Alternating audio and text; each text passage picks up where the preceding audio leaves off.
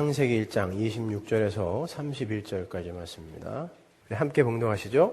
하나님이 가라사대 우리의 형상을 따라 우리의 모양대로 우리가 사람을 만들고 그로 바다의 고기와 공중의 새와 육축과 온 땅과 땅에 기는 모든 것을 다스리게 하자 하시고 하나님이 자기 형상 곧 하나님의 형상대로 사람을 창조하시되 남자와 여자를 창조하시고 하나님이 그들에게 복을 주시며 그들에게 이르시되 생육하고 번성하여 땅에 충만하라 땅을 정복하라 바다의 고기와 공중의 새와 땅에 움직이는 모든 생물을 다스리라 하시니라. 하나님이 가라사대 내가 온 지면에 씨 맺는 모든 채소와 씨 가진 열매 맺는 모든 나무를 너희에게 주노니 너희 식물이 되리라. 또 땅의 모든 짐승과 공중의 모든 새와 생명이 있어 땅에 기는 모든 것에게는 내가 모든 푸른 풀을 식물로 주노라 하시니 그대로 되니라. 하나님이 그 지으신 모든 것을 보시니 보시기에 심히 좋았더라. 저녁이 되며 아침이 되니 이는 여섯째 날이니라. 아멘.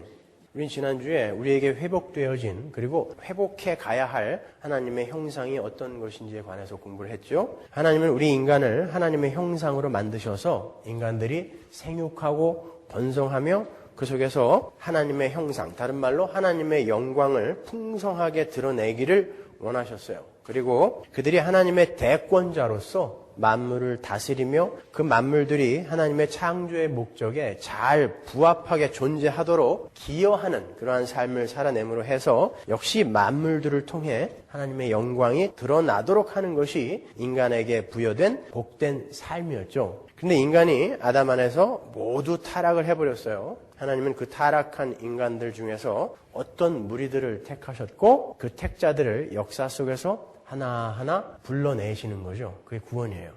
오해하지는 마세요. 제가 지금 타락 후 선택설에 근거해서 설명을 하는 게 아니에요. 여러분들이 이해하시기 쉽게 지금 이러한 순서를 갖고 설명하는 것이지 하나님께서 인간이 타락을 한 후에 하나님의 백성 될 자들을 선택했다라는 그런 뜻은 아닙니다. 제가 계속해서 그런 순서로 설명을 할 거예요. 그렇지만 그것은 여러분의 이해의 편의를 위한 해설 방법이지 절대 타락 후 선택설을 제가 지지하는 건 아니에요. 하나님은 그렇게 타락을 하고 하나님의 형상을 잃어버린 자들의 무리 속에서 어떤 무리들을 택하시고 그들을 불러내세요. 그리고 그들 속에 찢기고 훼손되어 버린 하나님의 형상을 회복시켜가는 거예요. 그걸 우리가 구원이라고 하는 것입니다. 그래서 구원받은 성도들은 반드시 회복된 하나님의 형상이 그들의 삶 속에서 드러나야 되는 거예요. 베드로전서 2장 9절 보세요. 오직 너희는 택하신 족속이요 왕같은 제사장들이요 거룩한 나라요 그의 소유된 백성이니 이는 너희를 어두운 데서 불러내어 그의 기이한 빛에 들어가게 하신 자의 아름다운 덕을 선전하게 하려 하심이라. 뭘 하게 하려고 우리 구원했다고요? 하나님의 아름다운 덕을 선전하게 하려고. 그게 뭐예요? 하나님의 형상을 드러내게 하려고, 하나님의 영광을 드러내게 하려고 우리를 택하셨다는 거죠. 너희가 전에는 백성이 아니더니 이제는 하나님의 백성이요 전에는 긍휼을 얻지 못하였더니 이제는 긍휼을 얻은 자니라. 그러니 뭐 하라고요? 그분의 덕을, 아름다운 덕을 선전하는 삶을 살아라. 이렇게 이야기를 하는 거예요. 성도는 타락한 죄인들과 먼과 구별된 모습이 있어야 하고 가는 길이 달라야 한다는 것이죠. 우리 성도들은 회복된 영과 이성과 자율성과 인격을 가지고, 자, 이게 뭐였어요? 배웠잖아요. 우리에게 주어진 하나님의 형상. 그죠? 그 회복된 영과 이성과 자율성과 인격을 갖고 하나님과 긴밀하게 교제하며 그분의 형상을 드러내는 삶을 살도록 부름을 받은 거예요. 그거 하다 가는 것입니다. 여러분의 소원을 이루고 여러분의 문제 해결을 위해 기독교가 존재하는 거 아닙니다. 결론부터 말씀드리면 성경은 그러한 삶 전체를 가리켜, 성도의 삶 전체를 가리켜 사랑이라고 해요. 여러분들이 갖고 계신 사랑의 정의와 좀 다르죠? 성경은 그 삶 전체를 사랑이라고 불러요. 하나님의 형상을 드러내며 사는 삶 전체를 사랑이라고 부른다니까요. 이게 우리가 오늘 공부할 중요한 주제인 거예요. 지금부터 출발합니다. 잘 들어보세요. 오늘 조금 어려울 수도 있어요. 오늘만 조금 길 거예요, 아마. 어떤 분이 그러더라고요. 목사님은 지금 하는 설교에 딱 반만 하면 교인들 금방 늘 거라고. 그런 거 좋아하는 분은 짧은 대로 가라니까요. 여러분 성경이 전부 1870장이거든요.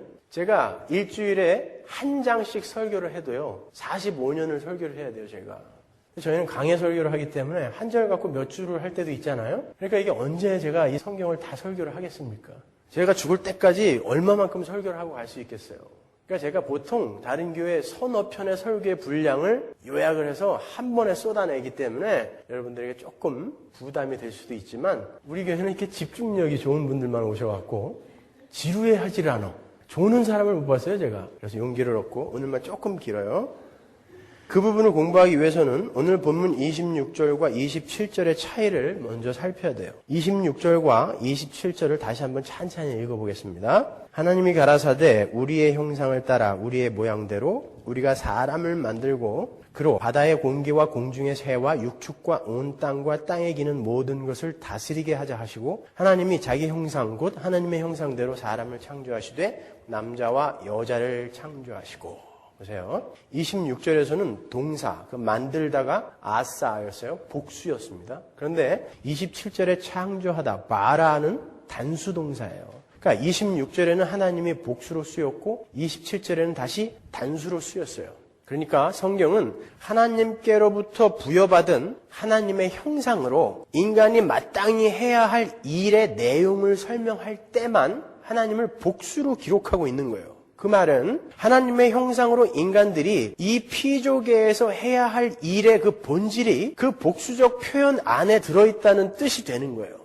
여러분 놓치시면 안 돼요. 잠깐이라도 놓치면 오늘 끝까지 이해 못합니다. 다른 말로 우리 인간들이 하나님의 형상을 드러내며 이 역사 속에서 해야 할 일의 내용이 그 삼위의 하나님의 복수적 관계에서 드러나는 그 어떤 것과 아주 밀접한 관련이 있다는 거예요. 삼위 하나님은 존재론적으로 속성적으로 하나이죠. 그건 우리가 여러 번 공부했으니까 넘어가자고요. 뿐만 아니라 삼위 하나님은 관계적으로도 하나예요. 그래서 삼위일체인 거예요. 그 말은 삼위 하나님은 각 위가 다르지만 그 연합이 너무나 긴밀하게 밀착이 되어 있어서 각 위의 그 나누어짐이 구별하기가 어렵다라는 개념이에요. 그게 관계론적 일체, 관계론적 연합인 거예요. 그래서 하나님은 그러한 사회적 관계 속에서 관계론적 하나됨을 이루고 계신 삼위 하나님의 그 형상으로 남자와 여자를 지으시고 결혼을 시키신 후에 그들을 역시 관계적 하나로 만드신 거예요. 그 결혼은 엄밀히 말하면 모든 인간들의 하나됨의 그 관계의 모형인 것입니다. 결혼이라는 것은 지난주에 제가 남자와 여자가 뭘 상징하는 거라고 그랬어요?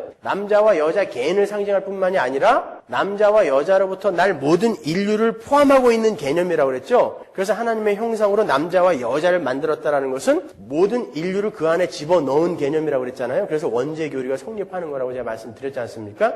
그러니까 하나님의 형상으로 남자와 여자를 만들어서 결혼을 시켰다라는 것은 그 모든 인류가 바로 그러한 결혼의 관계 속에 있어야 한다라는 의미인 거예요. 창세기 2장 24절에 보면 하나님께서 그 결혼을 이렇게 이야기하십니다. 이러므로 남자가 부모를 떠나 그 아내와 연합하여 둘이 한 몸을 이룰지로다. 그러니까 모든 인류, 모든 사람은 결혼의 관계로 묶여져 있는 거예요. 한 몸으로. 아시겠어요? 하나님의 형상으로 지어진 사람은 삼위의 하나님의 관계에서 드러나는 바로 그 친밀한 연합의 관계를 유지하며 살아야 했던 거예요. 그래서 인간이라는 말이 사람 인자와 사이 간자로 구성되어 있는 거예요. 사람은 홀로 존재할 수 있는 게 아니라 사람과 사람 사이의 그 관계에서 비로소 사람일 수 있다는 것입니다. 그래서 사람 인자도 이렇게 두 사람이 서로 맞대고 있는 것입니다. 아담과 하와가 남자와 여자가 하나를 이루는 것이 바로 사람인 거예요. 그러니까 남자와 여자는 뭘 상징하는 것이다? 전 인류가 하나님의 형상으로 탄생이 된 전 인류가 이렇게 서로 기대어 사랑하고 연합하는 그 관계 속에서만 사람은 사람일 수 있다는 것입니다. 그러니까 하나님을 알지 못하는 사람들은 사람이 아닌 거예요. 왜냐하면 하나님을 알지 못하는 사람들은 하나됨이 뭔지 연합이 뭔지 모르기 때문에 그들은 자기 자신만을 위해서 살아가기 때문에 그들은 사람이 아닌 것입니다. 살아있는 사람이 아닌 거예요. 그래서 그들을 죽었다, 시체라고 부르는 것입니다. 성경이. 그러니까 여러분은 하나님께서 아담을 만드시고 사람이 독처하는 것이 좋지 못하다라는 말씀으로 그 사람에게 부어진 사회성을 강조했던 것을 기억하실 거예요. 창세기 2장 8절에 그죠? 거기서 좋지 못하다라는 그 말은 히브리어로 토브 로예요. 여러분이 이 토브라는 단어를 여러 번 들으셨으니까 이제 아시죠? 뭐였어요? 어디서 나왔던 단어죠? 토브, 선하다. 보시기에 좋았더라에서 나온 단어가 토부잖아요. 창조를 하시고 하나님이 보시기에 좋았더라. 야, 이 창조 참 마음에 들어. 완성됐어. 라는 의미에서 보시기에 좋았더라. 라고 말씀하셨잖아요. 그런데 토블로 보시기에 좋지 않다라는 건 뭐예요? 하나님의 창조가 불완전한 상태라는 것을 의미하는 것입니다. 그러니까 사람은 홀로 존재하는 거, 개인적으로 각계전투하면서 사는 사람들은 사람이 아니라는 거예요. 하나님의 불완전한 창조물이라는 의미인 것입니다. 그것이. 그러니까 나만을 위해 이기적으로 사는 사람들이 바로 그런 상태라는 거예요. 보시기에 좋지 않은 상태. 그게 독초하는 것입니다. 이 말은 독신으로 사는 게 나쁘다라는 말이 아니라 사람은 관계와 관계 속에서 비로소 하나님의 형상으로서의 사람으로 살 수 있도록 지어져 있다라는 말입니다. 그래서 하나님은 천국에는 있지도 않은 결혼이라는 것을 우리에게 허락하신 거예요. 왜 결혼을 우리에게 허락하신지 아시겠죠? 결혼은 하나됨을 이루어서 하나님의 형상을 드러내야 하는 인간에게 주어진 가장 기본적인 사회인 거예요. 모든 인간들은 바로 이렇게 살도록 되어 있었다라는 것을 보여주는 모형이 결혼인 것입니다. 인간들은 결혼 생활을 하면서 문득 경험하는, 나타나는 하나됨을 통해서, 가끔 나타나는 그 부부관계의 하나됨을 통해서 아, 사람이 타락을 하기 전에는 이렇게 네가 나고 내가 너인 그런 한 몸의 상태로 살게 되어 있었던 것이구나. 그러니까 다른 이웃들과도 이러한 연합의 관계로 살아야겠다라는 것을 깨닫게 되는 것이고, 막 터지게 싸우면서 인간의 타락이 가져온 이 분열과 깨어짐과 파괴가 어떤 것이구나라는 것을 경험하는 것입니다. 그래서 죄의 무시무시한 국면을 우리는 그 속에서 또 바라보는 거예요. 그래서 하나님의 은혜로 또 갈 수 있는 것입니다. 따라서 하나님의 형상을 회복해가고 있는 성도는 삼위일체 하나님 안에 들어있는 삼위 하나님의 그 사회성을 배우고 익혀서 자신의 삶 속에 적용시켜 가야 하는 사람들인 거예요. 그래서 인간들이 이렇게 무리지어 사회를 이루면서 살아가는 것입니다. 요한복음 17장 11절 보세요. 나는 세상에 더 있지 아니하오나 저희는 세상에 있사옵고 나는 아버지께로 가옵나니 거룩하신 아버지여 내게 주신 아버지의 이름으로 저희를 보존하사 우리와 같이 저희도 하나가 되게 하옵소서. 주님은 우리 성도들이 삼위의 하나님의 연합처럼 연합되게 해달라고 하나님께 기도하고 계시는 거예요. 구원받은 하나님의 성도들은 이렇게 죄로 인해 분열되어지고 깨어진 세상 속에서 삼위일체 하나님의 그 관계적 연합의 모습인 그 하나됨을 나타내어야 되는 거예요. 그건 의무인 것이야. 왜냐하면 그러한 하나됨의 모습 속에서 하나님의 형상이 비로소 드러나게 되기 때문이에요. 하나님의 형상으로 남자와 여자를 지으시고 그들을 한 몸으로 묶어주신 것은 바로 그 사회를 이루고 있는 인간들의 하나됨 속에서 하나님의 형상이 나타난다는 의미 아닙니까? 그렇죠? 제가 지금 하나님의 형상, 거룩, 하나됨, 이 사랑을 갖고 등식을 만들려고 하는 거예요. 그건 다 같은 것이다라는 등식을 만들려고 하는 거니까 잘 따라 보시란 말이에요. 이렇게 우리는 이웃과의 관계 속에서만 비로소 사람일 수 있는 거예요. 여러분 한번 생각해 보십시오. 사랑, 용서, 자비, 온유, 인내 이런 하나님의 성품들이 홀로 있는 독초하는 인간 속에서 나올 수 있는 것입니까? 그러한 것은 반드시 누군가 상대방이 있어야 나올 수 있는 거 아닙니까? 그죠? 용서, 사랑, 자비, 온유 이런 건 상대방이 누군가가 있어야 나올 수 있는 거 아니에요. 그러니까 하나님의 형상이라는 것은 관계와 관계 속에서만 드러날 수 있는 거예요. 그래서 하나님의 형상으로 남자와 여자를 만든 것입니다. 자, 요한복음 17장 21절 보세요. 아버지께서 내 안에 내가 아버지 안에 있는 것 같이 저희도 다 하나가 되어 우리 안에 있게 하사 세상으로 아버지께서 나를 보내신 것을 믿게 하옵소서. 삼위일체 하나님의 그 사회적 관계 속으로 우리 성도들을 지금 집어넣고 계시는 거예요. 구원받은 성도들이 서로의 관계 속에서 하나됨을 이루는 것이 곧 하나님과의 연합이기도 하다라는 것입니다. 그러니까 하나님과 연합이 된 자들은 반드시 수평적으로 연합을 이루게 되어 있다는 것입니다. 22절 내게 주신 영광을 내가 저희에게 주었사오니 이는 우리가 하나 된 것 같이 저희도 하나가 되게 하려 함이니이다. 예수님은 분명한 목적을 갖고 오셨단 말입니다.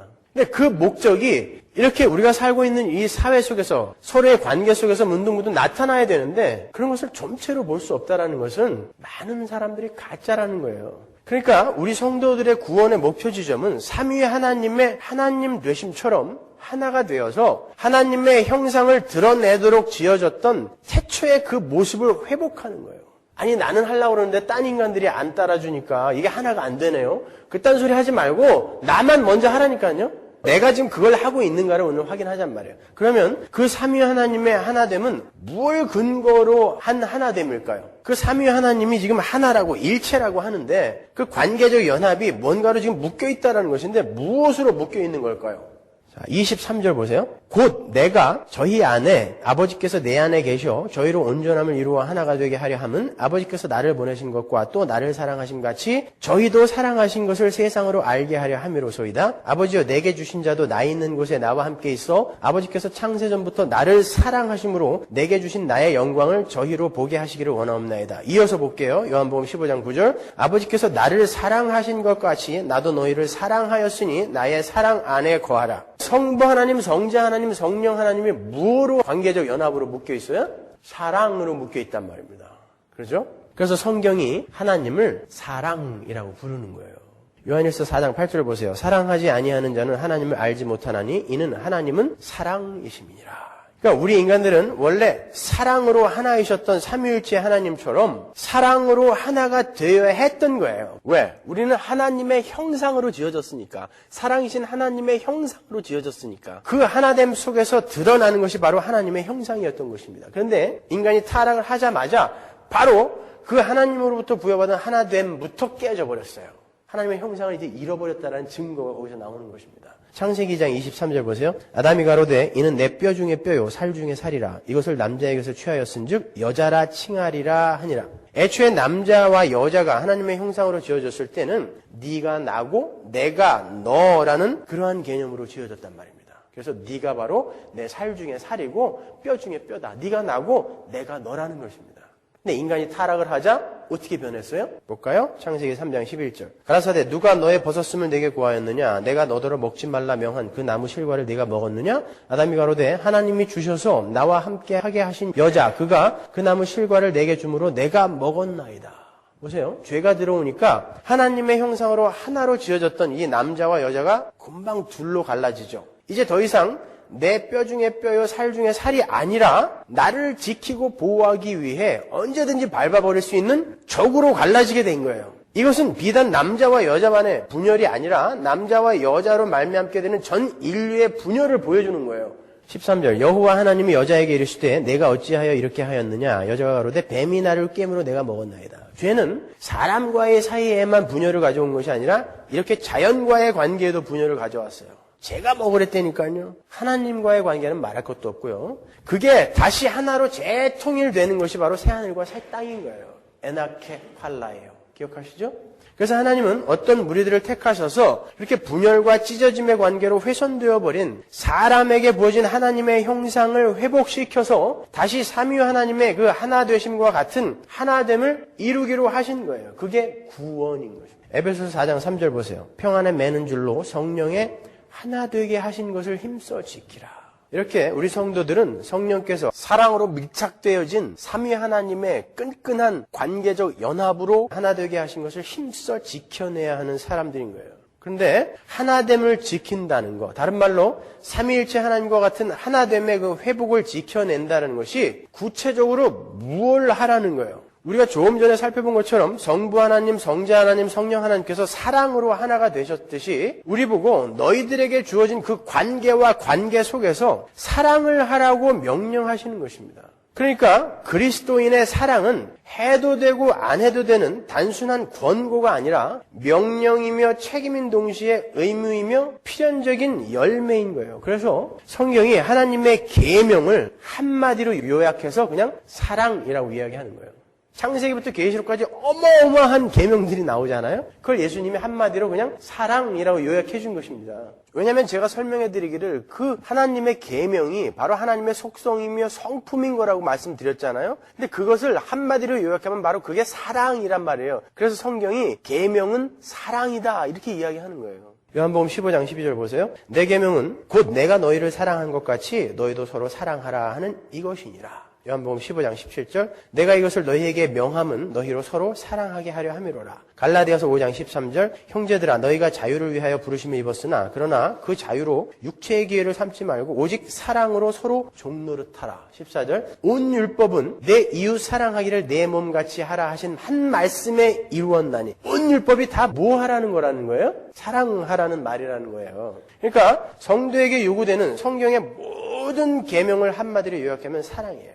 그 말은 다른 말로 사랑을 근거로 연합해 계신 삼위 하나님의 형상을 회복하라라는 말과 동의어인 거예요.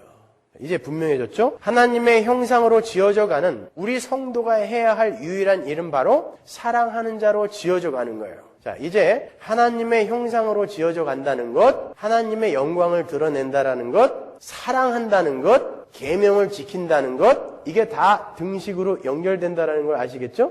그러니까 하나가 되면 다 돼야 되는 거예요. 어느 건 되고 어느 건 안 되면 안 되는 것입니다. 그러면 사랑이 도대체 무엇이며 어떻게 해야 그 사랑을 할 수 있는 것인지 알아야 사랑을 해도 할 거 아닙니까? 분명 성경이 말하는 사랑과 우리가 생각하는 사랑이 틀리다고 했단 말이에요. 성경이 요구하는 사랑이 뭐예요? 사랑이 뭡니까? 눈물의 씨앗입니까? 뭐죠? 많은 사람들이 사랑 그러면 마음에 맞는 사람에게 자기가 쏟아붓는 호의 혹은 가진 자가 못 가진 자에게 이렇게 하사하는 적선이나 배려 혹은 남에 대한 친절 이런 것들을 사랑이라고 생각을 해요. 그러나 성경이 말하는 사랑은 그러한 기계적인 행동이나 인간의 친분 관계가 아닌 거예요. 성경은 성경이 요구하는 사랑은 하나님의 백성으로 거듭나지 못한 사람들은 못하는 것, 그것을 사랑이라고 이야기한단 말입니다. 근데 우리가 생각하고 있는 사랑은 세상 사람들도 다 하잖아요. 근데 성경은 세상 사람들은 못하는 것이라고 이야기한다니까요. 요한일서 2장 9절 볼까요? 빛 가운데 있다 하며 그 형제를 미워하는 자는 지금까지 어두운 가운데 있는 자요 그의 형제를 사랑하는 자는 빛 가운데 거하여 자기 속에 꺼리낌이 없으나 그의 형제를 미워하는 자는 어두운 가운데 있고 또 어두운 가운데 행하며 갈 곳을 알지 못하나니 이는 어두움이 그의 눈을 멀게 하였음이니라. 오직 빛 가운데로 나온 사람만 사랑할 수 있다라는 거예요. 그렇다면 불쌍한 사람을 도와준다거나 호감이 가는 사람을 좋아하는 감정 같은 것은 성경이 말하는 사랑이 아닌 거죠. 그런 것은 불신자들도 할 수 있는 거니까. 간디나 슈바이처가 하고 간 그러한 일들을 성경이 사랑이라고 부르지 않아요. 왜? 그들은 신자가 아니기 때문에 그렇습니다. 제 발언이 너무 파격적인가요? 늘 그렇지만. 근데 확실히 아닙니다. 사랑의 모양을 띠고 있었지만 그건 성경이 말하는 사랑이 아니에요. 성경이 요구하는 사랑이 외형적으로는 그와 똑같은 모습으로 보여질 수도 있어요. 그러나 성경이 요구하는 사랑은 본질이 다르다라는 거예요. 쉬운 말로 똑같은 행위인데 어떤 것은 사랑이 아닐 수 있고 어떤 것은 사랑일 수 있는 거예요. 고린도전서 13장 3절로 가보세요. 내가 내게 있는 모든 것으로 구제하고 또 내 몸을 불사르게 내어줄지라도 사랑이 없으면 내게 아무 유익이 없느니라. 내게 있는 모든 것을 털어서 전부 다 털어서 불쌍한 사람을 돕고 심지어 내 몸을 불사르게 내어주는 것을 성경이 사랑이 아니다 그런단 말입니다. 거기에 사랑이라는 게 없으면 그거는 사랑이 아니야 라고 이야기한단 말이에요. 거기에 사랑이 있어야 그게 사랑이 되는 거야 라고 이야기한다고요. 조금 어려운 개념이지만 잘 들어보세요. 요한 1서로 가보겠습니다. 요한 1서 2장 7절. 사랑하는 자들아 내가 새 계명을 너희에게 쓰는 것이 아니라 너희가 처음부터 가진 옛 계명이니 이 옛 계명은 너희의 들은 바 말씀이거니와 다시 내가 너희에게 새 계명을 쓰느니 저에게와 너희에게도 참된 것이라. 이는 어두움이 지나가고 참 빛이 벌써 비춤이니라. 7절을 보면요. 요한이 성도들에게 사랑하라는 그 하나님의 명령을 전달하면서 이건 새 계명이 아니라 옛 계명이다 이렇게 말을 하죠. 분명히 이렇게 얘기하죠. 잘 보시란 말이에요. 근데 8절에는 다시 내가 너희에게 새 계명을 쓰노니라고 말을 바꿔요. 맞습니까? 이거 어떻게 된 거예요? 요한은 서로 사랑하라가 새 계명이 아니라고 했다가 다시 새 계명이다라고 불러요. 근데 분명 주님께서도 서로 사랑하라라는 명령을 하시면서 그것을 새 계명이다라고 이야기했단 말이에요. 요한이 틀린 건가요? 한번 볼까요? 요한복음 13장 34절. 새 계명을 너희에게 주노니 서로 사랑하라. 내가 너희를 사랑한 것 같이 너희도 서로 사랑하라. 너희가 서로 사랑하면 이로써 모든 사람이 너희가 내 제자인 줄 알리라. 그러면 8절이 맞는 거예요? 7절이 맞는 거예요? 요한이 잠시 헷갈린 걸까요, 여러분? 그러면 레위기로 가볼까요? 19장 17절. 너는 내 형제를 마음으로 미워하지 말며 이웃을 인하여 죄를 당치 않도록 그를 반드시 책선하라. 원수를 갚지 말며 동포를 원망하지 말며 이웃 사랑하기를 내 몸과 같이 하라. 나는 여호와니라. 여긴 분명히 옛 계명이에요. 근데 여기 나오죠? 그러면 네 몸같이 이웃을 사랑하라가 옛 계명이에요? 새 계명이에요? 하나님의 계명은 옛 계명이나 새 계명이나 모두 그 내용이 네 이웃을 내 몸처럼 사랑하라예요. 구구하게 많은 계명이 있지만 그 계명들은 모두 다 네 이웃을 사랑하라로 수렴이 되는 것입니다. 근데 가끔 주님이 이렇게 이야기하시죠. 모든 계명은 주 너의 하나님을 마음을 다하여 목숨을 다하여 사랑하고 네 이웃을 내 몸처럼 사랑하라. 이렇게 두 가지로 말씀하실 때도 있잖아요. 그러면은 주 너의 하나님을 사랑하라는 어디 간 건가? 그건요, 네 이웃을 내 몸처럼 사랑할 수 있는 자는 반드시 주 너의 하나님을 마음을 다하여 생명을 다하여 사랑하지 않고는 그게 안 된다라는, 그게 바로 근거이기 때문에 이걸 간혹 빼기도 하는 것입니다. 네 이웃을 내 몸처럼 사랑하라라는 명령은 주 너의 하나님을 내 마음을 다하고 목숨을 다하여 사랑하는 것이 전제가 되어 있지 않고는 도저히 나올 수가 없는 것이란 말입니다. 그러면 왜 굳이 성경이 새 계명이라는 말을 썼을까요? 옛 계명이나 새 계명이나 내용은 똑같단 말이에요. 네 이웃을 내 몸처럼 사랑하라. 그리고 요한은 지금 어떤 메시지를 전하기 위해서 이런 모순적이며 파격적인 문장의 대비를 동원하는 걸까요? 요한이 독자들에게 말하고자 하는 것은 이런 거예요. 옛 계명이나 새 계명이나 그 내용은 모두 서로 사랑하라이다. 그래서 옛 계명이나 새 계명이나 같다라고 이야기하는 거고요. 그러나 옛 계명에 서로 사랑하라는 너희들이 말하는 사랑은 사랑이 아니다. 너희들은 절대 하나님이 요구하시는 사랑을 할 수 없는 자들이다라는 내용을 담고 있다면, 새 계명에 서로 사랑하라는 이제 너희는 어떤 분의 공로로 사랑할 수 있는 자가 되었다. 그러니 사랑하라는 것이다라고 말하는 거예요. 요한이 지금. 이해가 가세요? 그러니까 옛 계명과 새 계명은 그 내용의 차이가 있는 것이 아니라 예수 그리스도의 십자가 이전과 이후의 차이인 거예요. 요한은 지금 그 이야기를 하고 있는 거예요. 그 논리를 그대로 갖고 13절로 가볼게요. 요한일서 2장 13절. 아비들아, 내가 너희에게 쓰는 것은 너희가 태초부터 계신 이를 알미요. 여기서 내가 너희에게 쓰는 것은 내가 사랑하라라고 새 계명을 쓰는 것은 이란 뜻이에요. 너희가 태초부터 계신 이를 알미요. 청년들아, 내가 너희에게 쓰는 것은 너희가 악한 자를 이기었음이니라. 아이들아, 내가 너희에게 쓴 것은 너희가 아버지를 알았음이요. 아비들아, 내가 너희에게 쓴 것은 너희가 태초부터 계신 이를 알았음이요. 청년들아, 내가 너희에게 쓴 것은 너희가 강하고 하나님의 말씀이 너희 속에 거하시고 너희가 흉악한 자를 이기었음이라. 이 세상이나 세상에 있는 것들을 사랑하지 말라. 누구든지 세상을 사랑하면 아버지의 사랑이 그 속에 있지 아니하니 이는 세상에 있는 모든 것이 육신의 정욕과 안목의 정욕과 이생의 자랑이니 다 아버지께로 쫓아온 것이 아니요 세상으로 쫓아온 것이라. 잘 연결해 보세요. 요한이 성도들에게 서로 사랑하라라는 하나님의 명령을 전달한 후에 이것은 새 계명이 아니라 옛 계명이다. 그러나 내가 너희에게 새 계명을 전한다. 서로 사랑하라. 그 말은 이제 너희가 예수 그리스도의 공로로 사랑할 수 있는 자가 되었다라는 것이다. 그러니 서로 사랑하라라고 하나님의 말씀을 전달하는 거예요. 그리고 13절로 이어져서 내가 너희에게 새 계명으로 서로 사랑하라라고 쓸 수 있는 것은 너희가 아버지를 알았고 주님을 알았고 하나님의 말씀을 받았고 악한 자를 이기었기 때문에 나는 너희에게 사랑하라라고 말할 수 있는 것이다 라고 말하고 있는 거란 말이에요. 그러니까 사랑이라는 것은 아버지 하나님을 알고 주님을 알고 하나님의 말씀이 그 안에 거하며 악한 자를 이긴 사람들이 할 수 있는 것이라는 말이 되는 거예요. 그것을 새 계명이라고 부르는 것입니다. 예수 그리스도의 십자가의 공로로 구원을 받게 된 새로운 피조물들만이 할 수 있는 어떤 것, 그것이 바로 사랑인 거예요. 그럼 이제 정리를 해보자고요. 성경이 요구하는 사랑은 아버지 하나님을 알고 주님을 알고 하나님의 말씀이 그 안에 거하며 악한 자를 이긴 사람들이 할 수 있는 것이에요. 사람들이 아버지를 알고 주님을 알고 말씀의 의미를 깨닫고 마귀를 이겼다라는 것은 나는 죽을 수밖에 없는 죄인이었는데 하나님께서 그 풍성하신 은혜로 나를 구원해 주셨다라는 복음을 깨달았다는 말이죠. 성도들은 하나님의 은혜와 사랑을 듬뿍 받아서 자기가 얼마나 큰 죄인이며 거기에 쏟아부어진 하나님의 사랑과 은혜가 얼마나 엄청난 것인지를 깨달은 사람들이에요. 그렇게 자신의 죄인됨과 하나님의 은혜를 깨달은 사람이 다른 사람들을 대할 때 어떻게 하겠어요? 이제부터 사랑의 정의가 나오는 거예요. 그렇게 나는 죄인 중에 괴수인데 하나님이 은혜와 사랑으로 나에게 쏟아 부으셔서 나를 이렇게 건져내 주셨다라는 복음을 이해하는 사람이 다른 이들을 대할 때 어떻게 대하겠냐고요. 나보다 못 배운 사람, 나보다 가난한 사람, 나보다 못난 사람, 나보다 종교 행위를 왕성하게 못하는 사람, 이런 사람들을 대할 때 구별의식이나 차별의식을 가질 수 있을까요? 내가 가장 저 아래인 지옥에서 건짐을 받은 자라는 그 복음에 대한 인식이 있는 사람이 다른 이들을 대할 때 구별의식이나 차별의식을 갖고 그래도 나는 저 사람보다는 조금 나아라는 이러한 행위나 생각을 할 수 있겠냔 말입니다. 내가 죄인 중에 괴수였는데 하나님께서 그 풍성하신 은혜로 나를 구해주셨다라는 자각이 있는 사람이 다른 사람들을 대할 때 교만을 떨 수 있겠냔 말이에요. 안 된단 말입니다.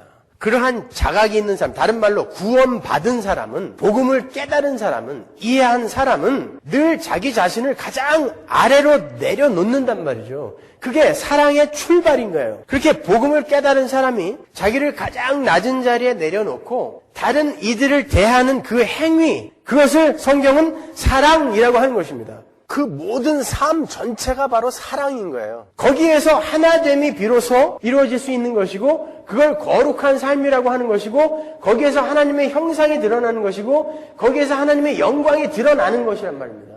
그러니까 사랑은 신자만 할 수 있다는 게 맞아요, 틀려요? 맞는단 말이죠. 그럼 불교의 보시와 기독교의 구제나 헌금이 비슷한 것 같죠? 외향은 똑같잖아요. 그러나 완전히 다른 것입니다. 오직 기독교 안에만 은혜의 복음이 있기 때문에 그런 거예요.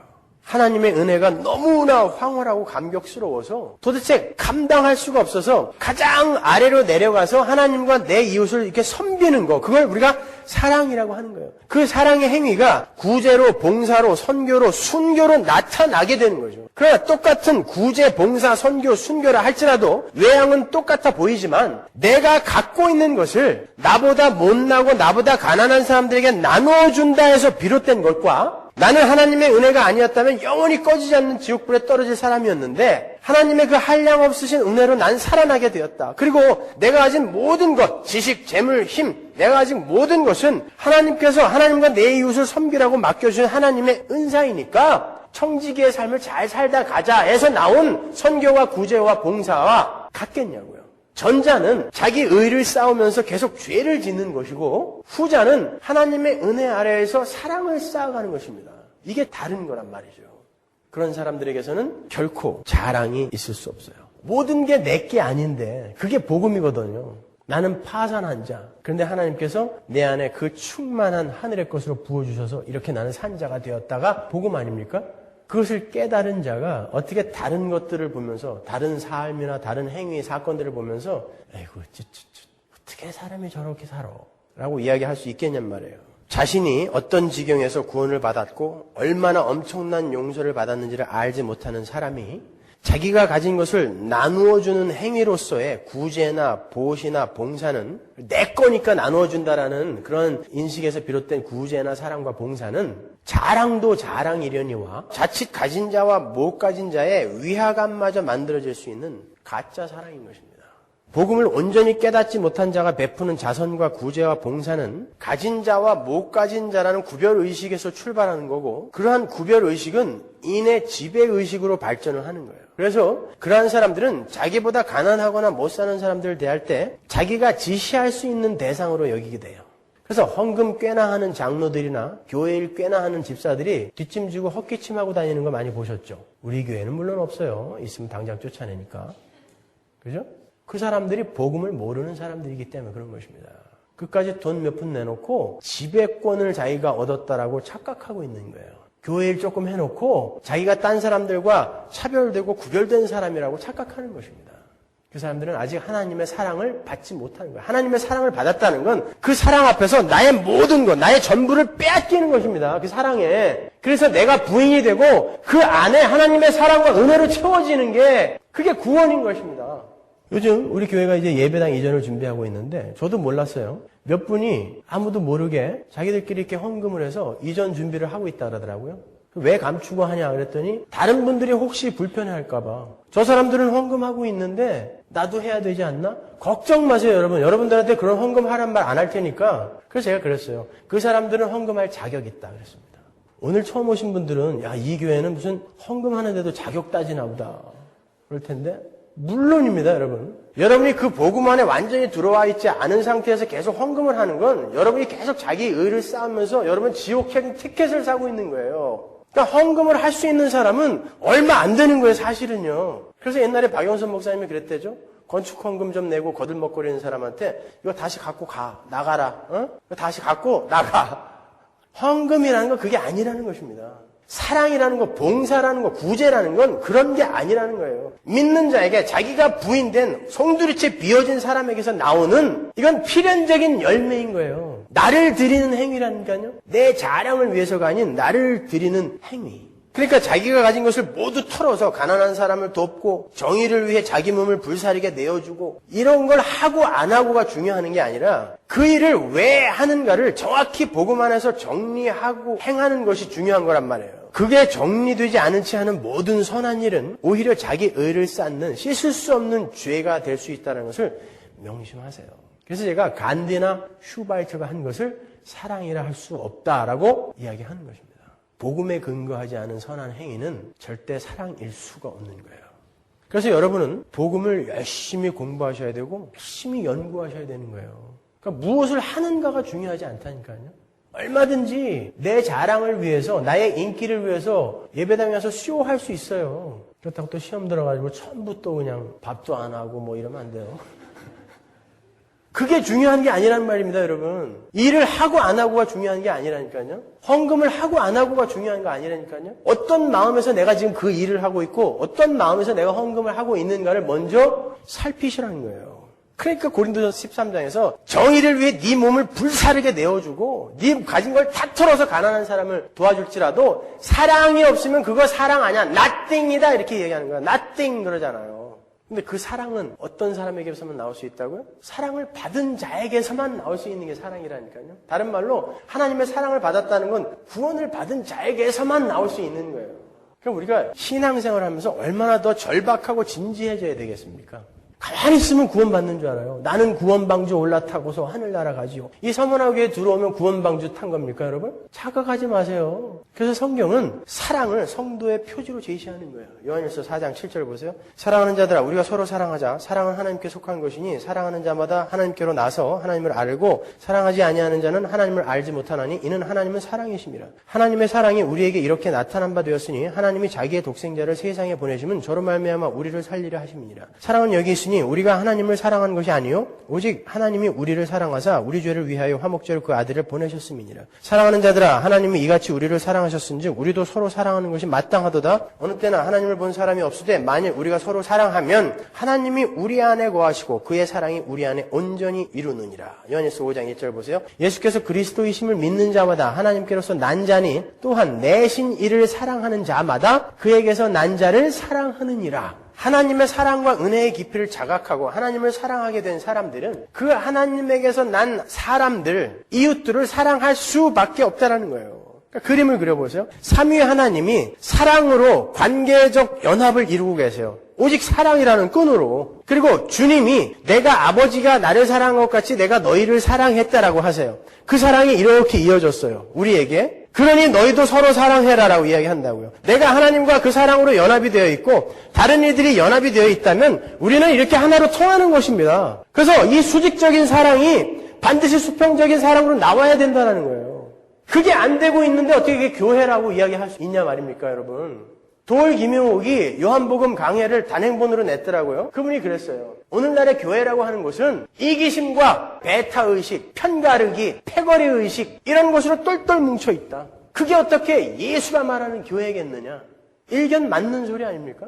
왜 우리가 예수 안 믿는 사람한테 그런 소리를 들어야 됩니까, 여러분? 세상은 우리에게 너희가 믿는 하나님을 좀 보여줘 그런다고요. 근데 우리가 하나님을 어떻게 보여줘요? 하나님은 사랑이심이라. 여러분이 서로 사랑하는 그 관계가 세상 사람들에게 하나님을 보여주는 겁니다. 이게 안 되니까 세상 사람들이 야, 니네는 어떻게 서로 등쳐먹고 서로 물어뜯고 난리냐? 어디 하나님이 있어? 그러는 것입니다. 니네는 모여갖고 뭐 40일 금식하면서 니들 잘 먹고 잘 살게 해달라고 기도는 잘하더라. 근데 거기에 어디 하나님이 있니? 라고 이야기하는 거예요. 쪽팔리지 않습니까, 이거? 그런 사람들한테 그런 소리 듣는 게? 하나님이 누구신지, 예수가 누구인지, 복음이 뭔지 모르는 사람한테 우리가 그런 소리를 들어야 되겠습니까? 거기다가 우리가 할 말 있는 삶을 살았어야 되잖아요. 왜 교회가 오히려 세상의 걱정거리가 됐죠? 저마다 자기가 꼭대기에 올라서려고 하는 고지론 때문에 이렇게 된 것입니다. 나만 복 받으면 된다라는 그 기복, 그것이 오늘날 교회를 이렇게 만든 거예요. 하나님은 세상에 사랑을 보여주라고 하십니다. 너희가 빛이잖아. 너희 소금이잖아. 세상에 사랑을 좀 보여줘 라고 이야기하신다고요. 그런데 세상 사람들이 눈에 비친 교회는 지들끼리도 못 잡아먹어서 안달이야. 지들끼리도 물고 뜯고 난리야. 지들끼리도 사기치고 그러니까 욕먹는 거예요. 그럼 불신자들한테. 그런 지적이 나왔을 때 어딘가에서 아니야 네가 잘못 본 거야. 일부만 본 거야. 우리한테 한번 와봐. 한번 봐. 라고 이야기해 줄 수 있어야 될 거 아닙니까? 여러분 자신 있냐고요, 그거를. 그거 하다 하는 거야. 교회가 왜 있습니까? 세상에 하나님의 질서가 회복된 그러한 단체가 이 세상에 뚫고 들어와 있다는 것을 세상에 보여주는 거예요. 그걸 구별이라고 하는 거, separate, 거룩이라고 하는 거 아닙니까? 근데 다들 못들 하고 있느라고 세상 사람들이 그렇게 욕만 먹고 있냐고요. 맨 똑같으니 뭐 누가 누구를 욕하겠습니까? 사랑을 할 수 있는 사람은 하나님의 사랑 앞에 자신의 전부를 빼앗긴 사람이에요. 그래서 그는 무엇으로도 자랑을 할 수가 없어요. 자기가 가장 패역한 죄인이고 자기가 가장 더러운 자였음에도 불구하고 하나님의 은혜가 자신을 살려내셨다는 자각이 있는 사람은 자기를 부인하게 돼 있어요. 그리고 자기의 의지를 꺾고 늘 남의 의견을 존중해주며 하나님의 뜻에 따를 준비를 한다고요. 그 사람들은 늘 숨습니다. 내가 가장 낮은 자고 내가 가장 큰 죄인이었음을 알리기에 다른 이들 위해 군림을 할 수가 없어요. 그래서 그 사람은 다른 사람을 뒤에서 헐뜯거나 욕을 할 수가 없어요. 왜? 내가 가장 나쁜 놈이었고 내가 가장 낮은 자리에서 구원을 받았는데 저 사람이 지금의 나보다 하나님의 은혜로 이렇게 변한 나보다 못하다고 해서 그 사람을 어떻게 헐뜯고 험담하고 욕할 수가 있냐 말입니다. 내가 죄인 중에 괴수인데 여러분이 뒤에서 다른 일을 헐뜯고 욕을 한다는 건 난 아직 하나님의 사랑과 은혜가 뭔지 몰라요. 그러니까 여전히 나는 내가 최고의 삶을 살아야 돼요 라고 외치는 거와 똑같은 거예요. 제가 이 골방에만 갇혀 있지만 여러분이 모여갖고 구역예배나 여러분들이 모여서 뭐 335 모여서 무슨 얘기하는지 다 들어요. 신기하죠. 제가 첩자를 풀어놓은 것도 아닌데 그렇게 저한테 와서 이야기를 해줘요. 제가 아주 여기를 폭파시켜버리고 싶어요. 그럴 때는. 뭐하러 이러고 있나 하는 생각이 든다니까요. 여러분 나이가 40이면 부록이고 50이면 지천명입니다. 하늘의 뜻을 아는 나이. 근데 그런 분들이 모여서 고작 하는 일들이, 하는 이야기들이 그런 이야기들밖에 없어요? 나누고 싶은 이야기가 그런 이야기들밖에 없습니까? 그럼 우리가 복음 앞에 너무 진지하지 못하다는 증거인 거예요. 하나님의 말씀이 나를 지금 다스리지 못하고 있으니까 자꾸 나를 드러내고 싶으니까 남이라도 헐뜯어서 끌어내려야 내가 올라가니까 자꾸 그런 이야기들을 하는 거예요. 우리는 사랑을 하기로 되어 있는 자들입니다. 하나됨을 이루기로 지어진 자들이란 말입니다. 새로운 피조물이라면서요. 여러분이 하나님의 사랑을 입은 성도가 맞다면 여러분은 가장 낮은 자리에서 섬기고 희생함으로 해서 다른 이들의 유익을 구하는 참 사랑을 하는 분들이 되어야 되는 거예요. 그 삶 속에서 사랑이신 하나님의 형상이 드러나게 되는 거고 항상 분열과 다툼은 자신을 우주의 중심에 올려놓고 거만을 떠는 사람들 때문에 발생되는 거예요. 잠언 22장 10절 보세요. 거만한 자를 쫓아내면 다툼이 쉬고 싸움과 수욕이 그치느니라. 빨리빨리 쫓아내야 돼요. 요한 3서 9절 보세요. 내가 두어 자를 교회에게 썼으나 저희 중에 으뜸되기를 좋아하는 디오드레베가 우리를 접대하지 아니하니. 이웃을 접대하지 않는 자는 항상 으뜸되기를 좋아하는 자예요. 그러니까 항상 교회 공동체의 문제는 복음을 알지 못하는 거만한 자와 으뜸되기를 좋아하는 자에게서 나오는 거예요. 그러니까 드러나지 말고 자꾸 숨으시라는 것입니다. 누가복음 22장 26절 보세요. 그러나 너희는 그래서는 안 된다. 너희 가운데서 가장 큰 사람은 가장 어린 사람과 같이 되어야 하고 또 다스리는 사람은 섬기는 사람과 같이 되어야 한다. 이게 원리인 것입니다. 하늘나라 삶의 원리. 마가복음 10장 43절 너희 중에는 그렇지 아니하니 너희 중에 누구든지 크고자 하는 자는 너희를 섬기는 자가 되고 너희 중에 누구든지 으뜸이 되고자 하는 자는 모든 사람의 종이 되어야 하리라. 인자의 온 것은 섬김을 받으려 함이 아니라 도리어 섬기려 하고 자기 목숨을 많은 사람의 대속물로 주려 함이니라. 이게 바로 성경이 말하는 사랑인 거예요. 구별의식과 지배의식이 사라진 삶, 그리고 그렇게 사랑하는 사람들을 가리켜 하나님의 형상을 회복해가는 사람이라고 부르는 거예요. 여러분 누가 누구를 비웃으며 누가 누구를 욕하며 누가 누구를 업신여길 수 있습니까? 하나님의 백성들은 그리스도 안에서 하나가 되어서 거룩한 하나님의 형상으로 완성되어져 가고 있는 모두가 죄인이라는 본질을 갖고 있었던 동등한 지체일 뿐인 거예요. 어떤 사람도 하나님의 은혜가 없으면 구원으로 못 돌아왔단 말입니다. 그러니까 동등한 거죠. 누가 뭔가 조금 잘나서 하나님께 먼저 돌아온 거 아니라니까요. 모두가 다 하나님의 은혜가 아니었으면 전부 지옥으로 떨어질 그런 인간들이었는데 하나님의 은혜로 우리가 이만큼 왔으면 다 동등한 지체인 거예요. 성숙의 정도는 다를지라도 우리는 동일한 본질을 갖고 있었던 자들입니다. 죄인 중에 괴수. 근데 누가 누구를 비웃으며 누가 누구를 헐뜯고 욕할 수가 있단 말입니까, 여러분? 우리는 네가 없이 내가 존재할 수 없고 내가 없이 네가 존재할 수 없는 그런 한 몸인 거예요. 그게 하나인 것입니다. 그게 하나님의 형상인 것입니다. 거기에서 하나님의 형상인 사랑이 나오는 거예요. 하나됨에서. 우리는 서로를 보면서 당신은 내 살 중에 살이요, 뼈 중에 뼈라는 인식이 있어야 되는 거예요. 우리는 한 몸이라니까요. 그러니까 내가 내 이웃을 사랑하지 않으면 예수 그리스도의 몸이라는 그 하나님의 나라가 완성이 될 수가 없는 거예요. 그렇지 않습니까? 하나인데 서로 각자가 지체인데, 다른 역할을 맡은 지체인데 하나를 내가 미워해갖고 아주 죽여버렸어, 이거를. 그런 짓 잘하잖아요, 우리. 조금 잘못하면 아주 죽여버리잖아요, 그냥. 쫓아내버리죠. 그러면 여러분 자신을 죽이는 것입니다, 그게. 여러분이 교회가 맞다면, 여러분 이건 무서운 거예요. 심각한 것입니다. 라이얼 왓슨이 쓴 생명조류라는 책에 보면 아주 신기한 얘기가 나와요. 애니멀 채널이나 영화 같은 데 보면 흰개미집 나오죠. 아프리카에 사는 그 흰개미집. 이렇게 광야에 이렇게 올라와 있는 흰개미집.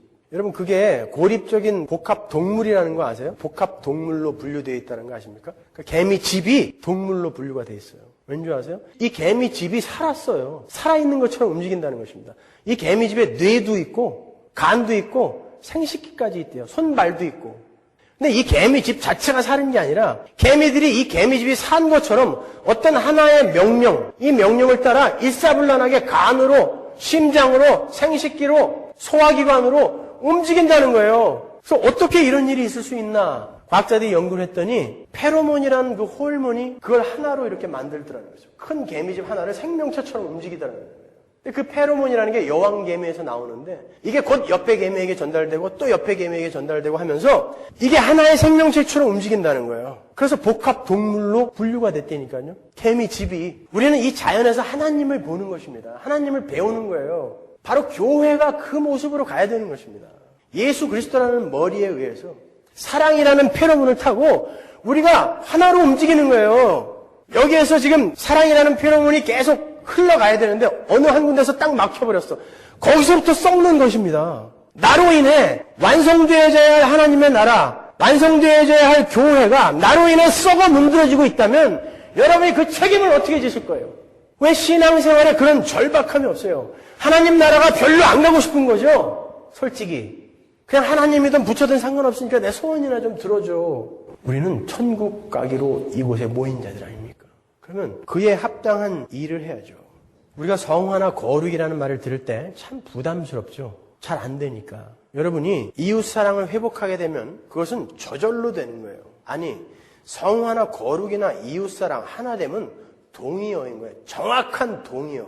내가 거룩하지 못하고 내가 하나님의 자녀다운 삶을 살아내지 못하는 건 아직까지 삶의 중심이 나이기 때문에 그런 거예요. 그래서 남을 막 밟아야 되는 것이고 욕해야 되는 것이고 심지어 살인까지 하는 거 아닙니까? 나에게 해가 되는 사람들을 밟고 나 이외의 다른 사람들은 모두 나를 위해 존재해야 한다는 그런 사고가 분열과 다툼과 시기와 험담과 전쟁을 가져오는 거 아니에요? 그러나 복음을 깨닫고 잘 배워서 내가 비워지고 하나님과 그분에게서 난 내 이웃이 내 삶의 중심에 이렇게 들어오게 될 때 우리는 그때 이웃 사랑을 하게 되는 것이고 이제 남을 밟을 필요가 없으니까 거룩할 수 있는 것이고 사기 안 쳐도 되는 거고 그게 계명을 지키는 거 아닙니까? 내가 나만을 위해서 살 때는 늘 악밖에 안 나오는 거예요. 어떤 선한 모습을 띠는 일을 한다 하더라도 그건 전부 악인 것입니다. 다 나를 위한 거니까.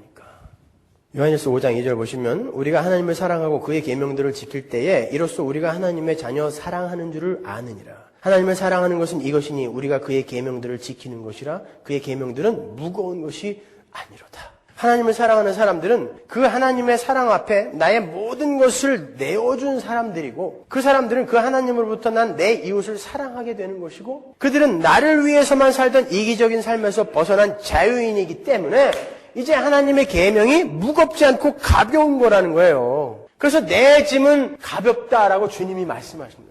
그게 어떻게 가벼워요? 십자가를 지는 예수의 짐이 어떻게 가벼워요? 우리가 그 복음을 이해하게 되면 우리가 맨날 십자가를 지니까 나를 비워 남의 유익을 위해서 하는 그 십자가를 지니까 이제 그게 가벼워 보이는 것입니다. 그래서 수고하고 무거운 짐진 자들아 다 내게로 와라 그러는 거예요. 내가 그 짐 내가 대신 져줄게가 아니라 나에게 배우면 그 짐이 가벼워진다라고 이야기하신 것입니다. 언제 주님이 그 짐 대신 져준다고 그랬습니까, 여러분? 네 마음이 쉼을 얻으리라 그러지 않습니까? 그게 사랑인 거예요. 자, 복음 안에 계시된 하나님의 사랑을 아는 것에서 바로 그 사랑은 출발할 수 있어요. 그러니까 뭘 하셔야 돼요? 열심히 성경을 묵상하시고 공부하시고 기도하시고 또 그 사랑의 삶을 실천해 보시고 그럼 되는 거예요. 그게 우리가 해야 할 유일한 일들이라니까요. 엉뚱한 거 하려고 하지 마세요. 여러분 우리 이사 못 가도 괜찮아요. 여러분들이 각자의 자리에서 그 일만 하고 있다면 거기서 성전이 지어지고 있는 거예요. 지금 이사 못 가고 흩어져도 괜찮아요. 그러한 일에 몰두하지 마시고 내가 지금 그러한 성전으로 지어져 가고 있는 가를 돌아보시란 말입니다. 결론으로 에베소서 5장 1절과 2절을 읽고 마치겠습니다. 그러므로 사랑을 입은 자녀같이 너희는 하나님을 본받는 자가 되고 그리스도께서 너희를 사랑하신 것 같이 너희도 사랑 가운데서 행하라. 그는 우리를 위하여 자신을 버리사 향기로운 제물과 생축으로 하나님께 드리셨느니라. 아멘. 기도하겠습니다.